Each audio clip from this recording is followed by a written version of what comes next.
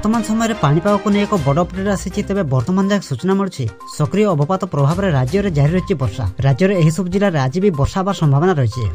तेज यह पाणीपाग विभाग पक्षर किभली पूर्वानुमान कर संपूर्ण अपडेट जानवा किंतु ता पूर्व वीडियो को गोटे लाइक करते वीडियो को आपण सांगसाथी मान बहु मात्रा शेयर करूँ।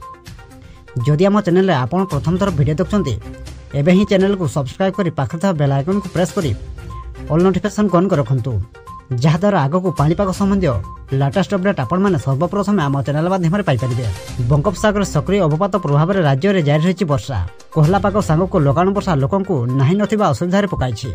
तेबे पाणीपाग विभाग तरफ राज्यवासी को मिली आश्वस्ति कला भली खबर। रविवार अर्थात आज राज्य में वर्षा परिमाण बहुमात्रा कमिबार संभावना रही। यही सूचना देइछन्ति भुवनेश्वर आंचलिक पाणीपाग केन्द्र निर्देशिका मनोरमा महांती। अदिनिया वर्षा कारण राज्यर विभिन्न स्थान में चाष नष्ट हो जाइछि, जाहाकु नै चिंतार पड़िछन्ति चाषी।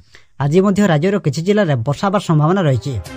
सही जिला गुड़िक हला मालकानगिरी, रायगड़ा, गंजाम, गजपति और कोरापुट।